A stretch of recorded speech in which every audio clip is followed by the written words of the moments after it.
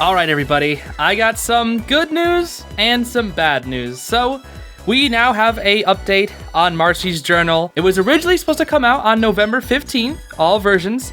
However, now the book has unfortunately been delayed. Not for that long, though. Matt made an announcement on twitter.com today saying that the book has been delayed until December 6th for paperback versions and December 13th for hardcover versions, and I'm gonna probably get both, so whatever, it doesn't really matter to me. So December 6th is the new release day for Marcy's Journal.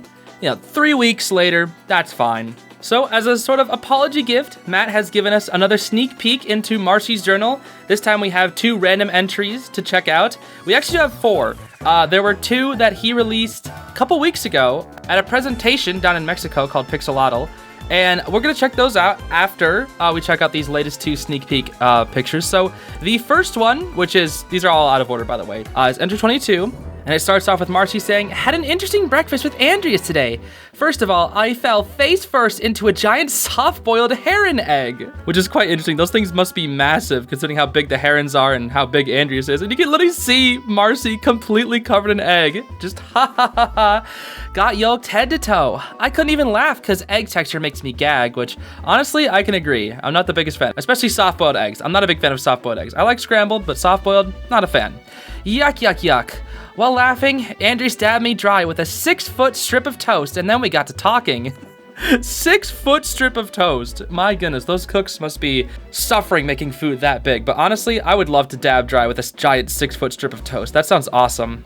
Anyway, he had all kinds of questions about Earth, our level of technology, how big our cities are, what kind of weaponry we've invented. Strange questions, but I guess the king is just a super curious kind of guy. Okay, so there's obviously the undertones. He's asking about how strong, basically, Earth is, so that's a bit interesting, but Marcy doesn't really realize it, unfortunately. But yeah, she says, "I relate to King Andrews being very curious. I am in love with studying Amphibia and learning as much as I can about how this world works." And then she goes on to say that she explained the basics of military hierarchy, tanks, fighter jets, missiles. He showed me these really cool coral spears used by the Royal Newt Guard. So it's so funny how she's talking about like these massive military improvements that they've made over the years, and then it's just coral spears. It's just like she's more interested in the coral spears than the actual military. I would be too, honestly. It's more interesting to me. Moving on though, we traded facts about our worlds and even talked about our fathers a little bit. I was saying how strict my dad can be and how I can't believe he accepted a job out of state without even asking me.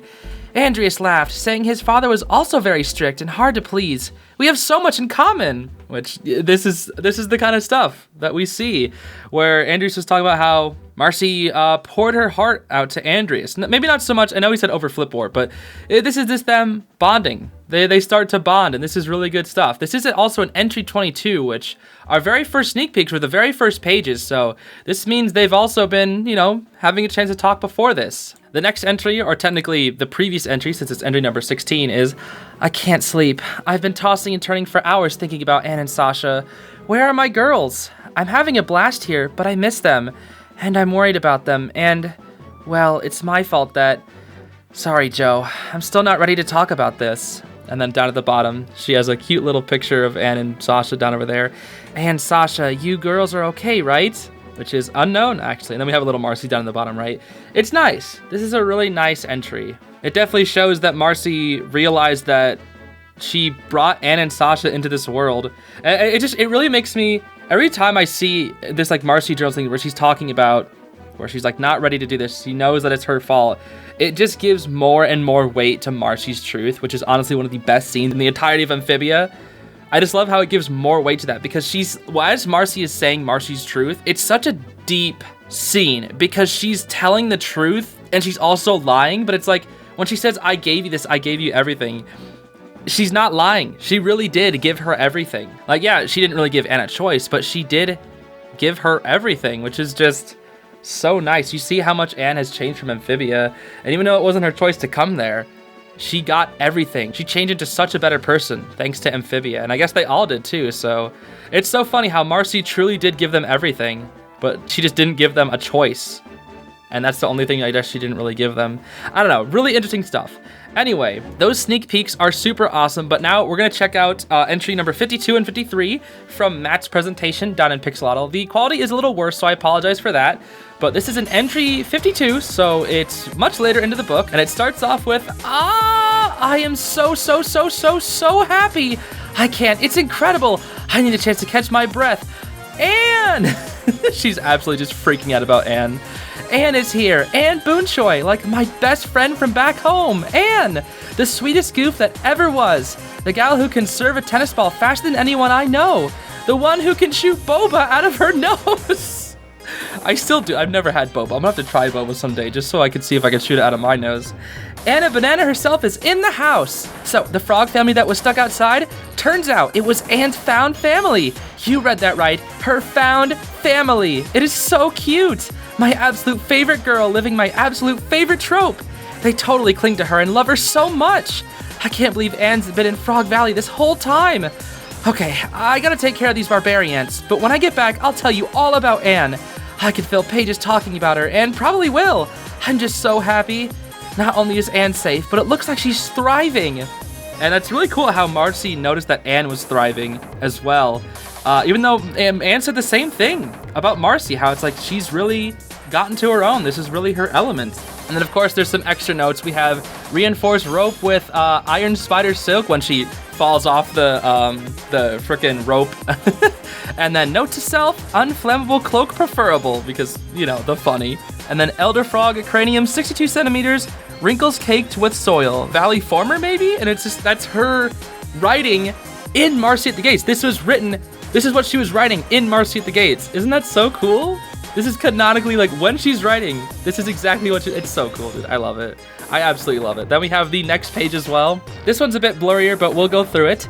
Okay, so we totally kicked the barbarian queen's butt and sent those buggeroos packing. My stink shrooms proved so effective. I think we could plant them on the cliffs around the city to keep these pests away for good. But anyway, on to the stuff you're really here for, Joe. More details about Anne, and my preliminary notes about her found frog family. And then we got Hop, Pop, and Polly here. No Sprig, but I imagine he'll be on the next page. We got cute southern accent, frog pattern baldness. Man pattern baldness, frog pattern baldness.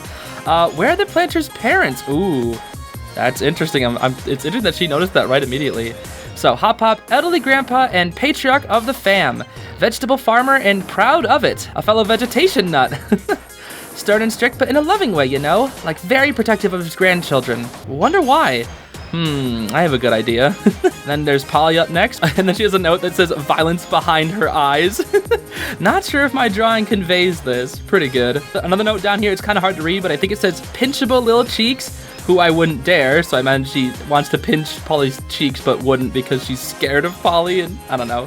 So it's Polly, mischievous and rambunctious little pollywog. Seems to have some degree of battle lust.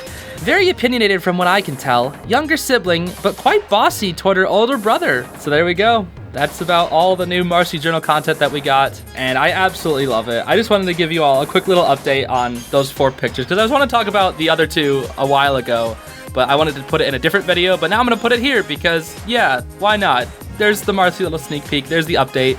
You can get the book on December 6th. You can pre-order the book now. I'll see if I can link that down in the description. And it'll be available on December 6th. So it's going to be a little while longer, but you know what? That just lets the hype continue on for a little while longer. So there we go. Thanks for watching, everybody. I hope you're all excited for Marcy's Journal as much as I am. And I'll see you all later. Have a great day. Bye-bye.